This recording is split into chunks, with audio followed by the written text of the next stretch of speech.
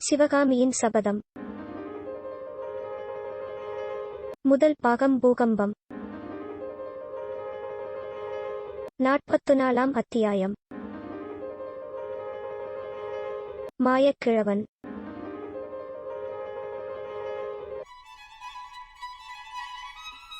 கிழவனுடைய கையில் வேல் ஒன்று இருப்பதையும் அதை பெற்றுக்கொண்டு தன்னுடன் கிளம்பி வரும்படி கிழவன் சமிக்ஞை செய்வதையும் பலகனி வழியாக வந்த நிலவின் மங்கிய ஒளியில் பரஞ்சோதி உற்று பார்த்து தெரிந்து கொண்டான்.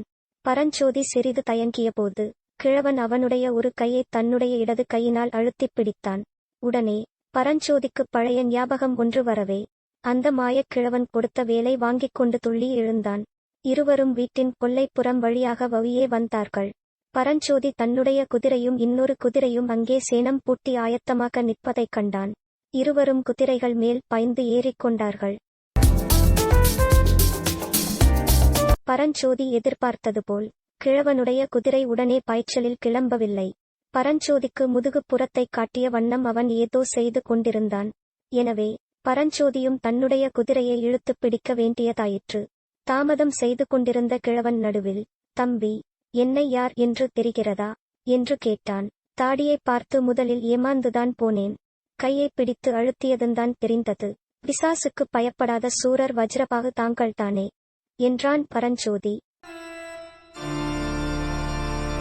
உரத்த சத்தத்துடன் சிரித்துக்கொண்டு கிழவன் திரும்பிய போது அவன் முகத்திலிருந்த நரைத்த தாடியை காணவில்லை.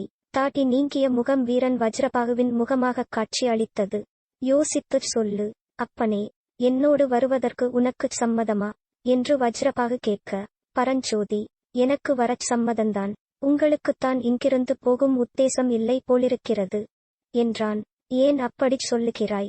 பின்னே இப்படிச் சத்தம் போட்டு பேசுகிறீர்களே, அவர்கள் விழித்துக் கொள்ள மாட்டார்களா? அவர்களை எழுப்புவதற்காகவே தான் இறைந்து பேசுகிறேன்.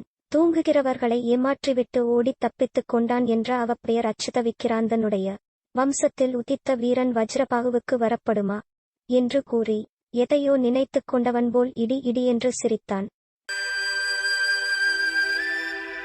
இதற்குள் வீட்டு வாசலில் காவலிருந்த வீரன் குதிரைகளின் காலடிச் சத்தத்தையும் பேச்சுக் குரலையும் கேட்டு வீட்டைச் சுற்றிக் கொல்லைப்புறம் வந்து பார்த்தான்.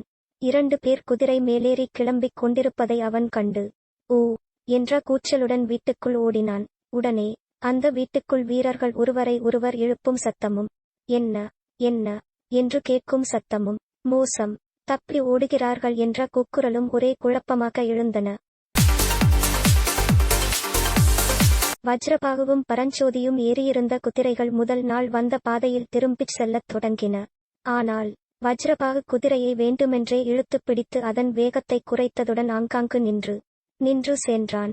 பரஞ்சோதி இந்த தாமதத்தைப் பற்றிக் கேட்டபோது, "சளுக்கர்கள் நம்மை வந்து பிடிப்பதற்கு அவகாசம் கொடுக்க வேண்டாமா? அவர்கள் வழி தப்பி வேறு எங்கேயாவது தொலைந்து போய்விட்டால்" என்றான். "போய்விட்டால் என்ன?" என்று பரஞ்சோதி கேட்டான். "இவ்விடத்துக்கு கொஞ்ச தூரத்தில் ஒரு மலை கணவாய் இருக்கிறதல்லவா? அந்தக் கணவாயில் துர்கா தேவி கோயில் ஒன்று இருக்கிறது. நேற்று வரும்போது நீ கவனித்தாயா?" "இல்லை." "நீ எங்கே கவனிக்கப் போகிறாய்? உன்னுடைய கவனமெல்லாம் ஒருவேளை திருவெண்காட்டுக் கிராமத்திலே இருந்திருக்கும் என்ன சொன்னீர்கள். அந்தத் துர்க்கையம்மன் கோயில் வழியாக நான் நேற்றைக்கு வந்தபோது, இன்று சூரியோதய சமயத்தில் அம்மனுக்கு 9 உயிர்களைப் பலி கொடுப்பதாக வேண்டிக் கொண்டு வந்திருக்கிறேன். இவர்கள் வேறு வழியில் போய்விட்டால் என்னுடைய வேண்டுதலை நிறைவேற்ற முடியாதல்லவா?" ஆனால் மேற்கூறிய கிழவனின் வார்த்தைகள் பரஞ்சோதியின் செவியில் விழுந்தனவாயினும் அவன் மனத்தில் பதியவில்லை. பெரியதொரு வியப்பு அவனுடைய உள்ளத்தில் குடிகொண்டிருந்தது. திருச்செங்காட்டங்குடியிலிருந்து அவன் கிளம்பியதிலிருந்து எத்தனையோ அதிசய சம்பவங்களைப் பார்த்திருக்கிறான். இவ்வளவிலும் இடையிடையே அவனுடைய மனமானது திருவெண்காட்டுக்குப் போய் வந்து கொண்டிருந்தது. ஆனால் அந்த விஷயம் இந்த வேஷதாரி வஜ்ரபாகுவுக்கு எப்படி தெரிந்தது என்று நினைத்து பரஞ்சோதி ஆச்சரியக் கடலில் மூழ்கினான். பலபலவென்று பொழுது விடியும் தருணத்தில் வஜ்ரபாகுவும் பரஞ்சோதியும் ஒரு மலை கணவாயை அடைந்தார்கள். அவர்கள் இதுகாரும் வந்த பாதையானது அங்கே குறுக்கி இருபுறமும் செங்குத்தாக ஓங்கி வளர்ந்த பாறைச் சுவர்களின் வழியாகச் சென்றது. கணவாயைத் தாண்டியதும் ஒரு பக்கம் மட்டும் பாறைச் சுவர் உயர்ந்து இன்னொரு பக்கம் அகல பாதாளமான பள்ளத்தாக்காகத் தென்பட்டது. இந்த இடத்துக்கு வந்ததும் வஜ்ரபாகு தன் குதிரையை நிறுத்தினான். பரஞ்சோதியையும் நிறுத்தும்படி செய்தான். காலை நேரத்தில் குளிர்ந்த இளங்காற்று மலை கணவாயின் வழியாக ஜிலுஜிலுவென்று வந்தது. பட்சிகளின் மனோகரமான குரல் ஒலிகளுடன் தூரத்திலே குதிரைகள் வரும் காலடி சத்தம் டக் டக் டக் டக் என்று கேட்டது. தம்பி, உன்னை மறுபடியும் கேட்கிறேன். அந்தச் சளுக்க வீரர்கள் வருவதற்குள்ளே தீர்மானமாகச் சொல். உனக்கு என்னோடு வருவதற்கு இஷ்டமா என்று வஜ்ரபாகு கேட்டான். உங்களோடுதான் வந்துவிட்டேனே, இனிமேல் திரும்பிப் போக முடியுமா? உனக்கு இஷ்டமில்லாவிட்டால் இப்போது கூட நீ திரும்பிப் போய் அவர்களுடன் சேர்ந்து கொள்ளலாம். சேர்ந்து கொண்டு அவர்கள் போகும் இடத்துக்கு நீயும் போகலாம். அவர்கள் எங்கே போகிறார்கள்? நாகார்ஜுன மலைக்குப் போவதாக நினைத்துக் கொண்டிருக்கிறார்கள். உண்மையில் அவர்கள் போகப் போவது யமலோகத்துக்கு. அங்கே அவர்களை அனுப்பப் போவது யார்? உனக்கு இஷ்டமிருந்தால் நீயும் நானுமாக, இல்லாவிட்டால் நான் தனியாக. பரஞ்சோதி சிறிது யோசித்துவிட்டு, தாங்கள் எங்கே போகிறீர்கள் என்று கேட்டான். பல்லவ சைனியத்தின் பாசறைக்கு. ஆஹா, நான் நினைத்தபடிதான் என்றான் பரஞ்சோதி. உனக்கு எப்படி தெரிந்தது? நேற்றெல்லாம் யோசனை செய்ததில் தெரிந்தது. இன்னும் என்ன தெரிந்தது? தாங்கள் காஞ்சி சக்கரவர்த்தியின் ஒற்றர் என்றும் தெரிந்தது தம்பி. உன்னை என்னவோ என்று நினைத்தேன். வெகு புத்திசாலியாக இருக்கிறாயே. ஐயா, நான் தங்களுடன் வந்தால் பல்லவ சைனியத்தில் என்னைச் சேர்த்துக் கொள்வார்களா என்று கேட்டான் பரஞ்சோதி. கட்டாயம் சேர்த்துக் கொள்வார்கள். கரும்பு தின்ன கூலியா? உன்னை போன்ற வீரனை பெற பல்லவ சைனியம் கொடுத்து வைத்திருக்க வேண்டுமே என்றான் வஜ்ரபாகு. பரஞ்சோதி இதற்கு மறுமொழி சொல்லவில்லை. சிறிது நேர மௌனத்துக்குப் பிறகு, அப்பனே, என்ன யோசிக்கிறாய் என்று வஜ்ரபாகு கேட்டான். என்னிடமுள்ள ஓலையை என்ன செய்வது என்றுதான். அதோ தெரிகிற பள்ளத்தாக்கிலே ஓடுகிற தண்ணீரிலே போடு. அதனால் இனிமேல் பிரயோஜனம் ஒன்றுமில்லை. நாகநந்தியும் ஆயனரும் எவ்வளவு ஏமாற்றமடைவார்கள்.